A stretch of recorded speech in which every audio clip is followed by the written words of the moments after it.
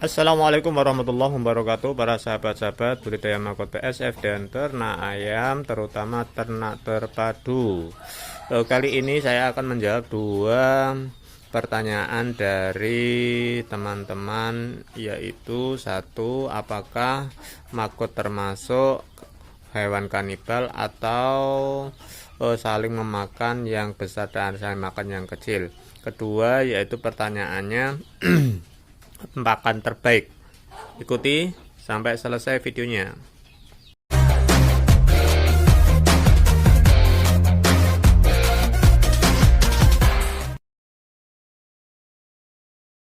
Sengaja saya buat video jawaban pertanyaan dari teman-teman sekalian, agar apa nanti tidak ada pertanyaan-pertanyaan sama atau bingung di dalam jawaban-jawaban yang saya kasih. Pertanyaan pertama yaitu dari teman kita akun Febri Arianto. Mas, kalau dalam satu biopon usia magotnya berbeda, ada yang kecil, ada yang besar, apakah bisa kanibal? Yang besar makan yang kecil? Mohon dijawab, Pak. Terima kasih. Mas Febri, dalam magot BSF, kalau saya sendiri itu sampai lihat saja video di sistem jok atau di biopon migrasi. Lah itu saya selalu jok, jadi magot yang besar, yang kecil, dan yang masih baru netas pun yang dari lalat-lalat yang bertelur di kandang-kandang ayam campur jadi satu, dan alhamdulillah nggak ada yang saling makan atau magot yang besar itu makan yang kecil, jadi aman.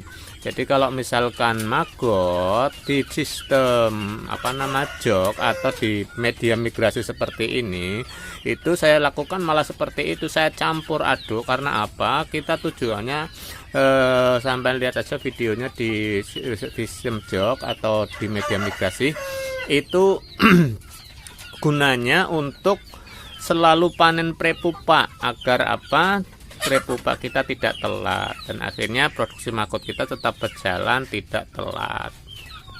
Jadi itu Mas Febri, aman dan malah bagus kalau di media migrasi. Terus pertanyaan selanjutnya dari akun Muslih Pria Utomo, itu antara pakan-pakan di bawah ini mana yang terbaik? Fermentasi kohe sapi, fermentasi kohe kambing, fermentasi ketepok pisang, fermentasi eceng gondok. Dulu dalam budidaya magot BSF itu pakan selalu difermentasi, namun berjalannya waktu ternyata fermentasi itu membutuhkan satu waktu, dua tenaga, tiga biaya. Jadi ternyata budidaya magot BSF itu lama kelamaan atau makin kesini itu pakan tidak difermentasi, atau cukup langsung diberikan, atau yang baik itu digiling atau dibubur kalau misalkan pakannya itu terlalu besar-besar, agar apa? Pakannya itu magotnya bisa rata makannya dan bisa hancur, dan kasgotnya pun bisa lembut. Nah, dalam budidaya magot BSF, apalagi terpadu dengan ternak, itu pakan terbaik kalau menurut kita itu adalah pakan yang tidak beli dan gratis. Kuncinya magot BSF kita ada makanan atau limbah yang tersedia secara gratis. Karena apa? Magot BSF itu kalau misalkan untuk ternak itu beda dengan kalau misalkan kita mau ekspor. Kalau ekspor itu ada perhitungannya dan ada standarnya, kandungan proteinnya dan lain sebagainya, pengeringannya dan lain sebagainya, standarnya harus ekspor harus sesuai. Kalau misalkan untuk ternak, untuk pakan ternak, yang penting magotnya cepat besar atau perkembangannya baik, itu yang perlu kita perhatikan. Lah untuk mengetahui kandungan protein pakan ini, pakan itu, mengikut dari pakan, kasih pakan ini, pakan itu perlu biaya besar untuk penelitian. Namun demikian ya tidak mungkinlah saya untuk melakukan penelitian seperti itu karena harus saya coba dari beberapa biopon. Saya kasih makan ini dan ini, kasih makan ini dan ini yang saya uji coba, nanti kita lab, satu lab itu berapa. Lah itu biayanya sangat besar. Nah, saya cuman mengutip dari artikel, dan artikel ini juga didasari dengan penelitian yang sudah diteliti. Itu ada beberapa percobaan, yaitu percobaan A itu maggot dikasih limbah ikan 100%.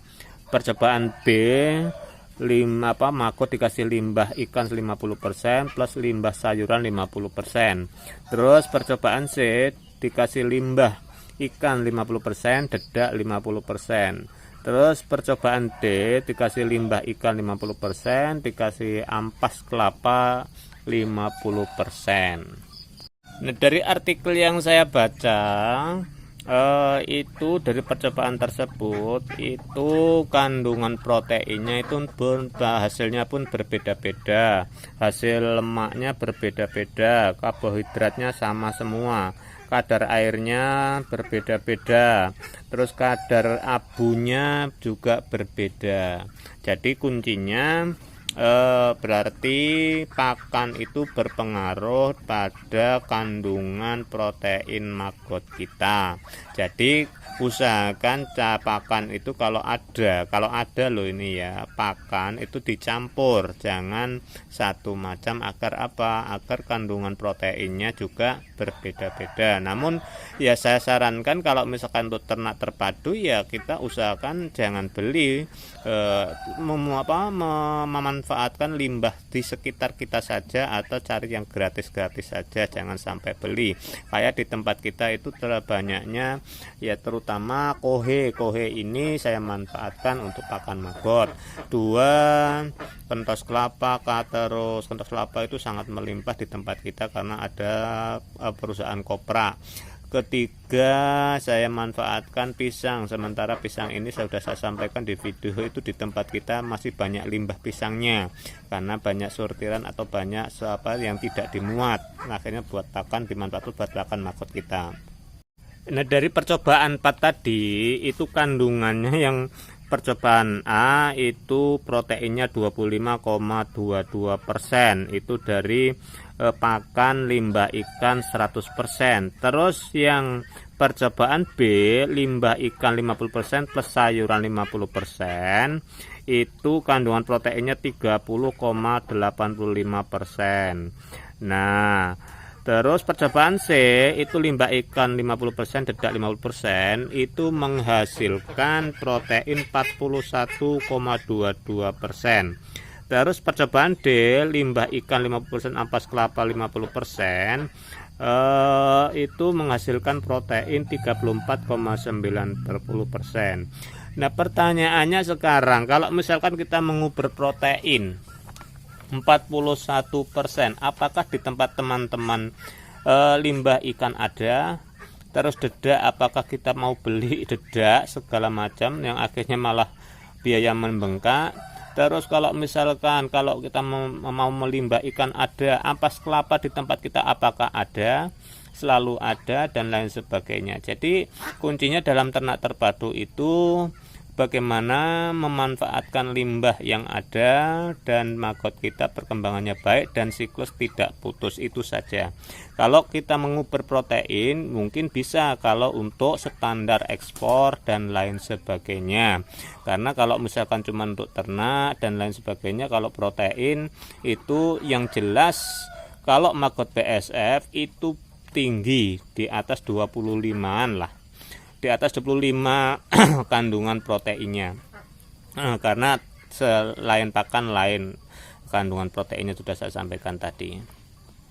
Jadi akun Mas Muslih Priya Utomo, kalau saya suruh menjawab fermentasi kohe sapi, fermentasi kohe kambing, gedebok pisang, enceng gondok mana yang terbaik, saya tidak bisa menjawab karena kalau itu perlu penelitian kandungan protein, perlu lab dan lain sebagainya. Kalau menurut kita ya kita karena ternak terpadu, ya bagaimana caranya limbah di sekitar kita yang ada kita manfaatkan dan gratis. Indonesia banget, pokoknya cari yang gratis-gratis.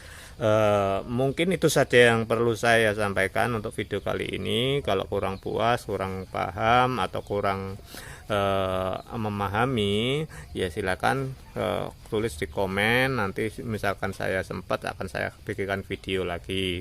Dan apa kuncinya untuk menjaga siklus. Nah, siklus ini saya akan bikinkan video khusus untuk menjaga siklus, bagaimana caranya. Sekian, wassalamualaikum warahmatullahi wabarakatuh.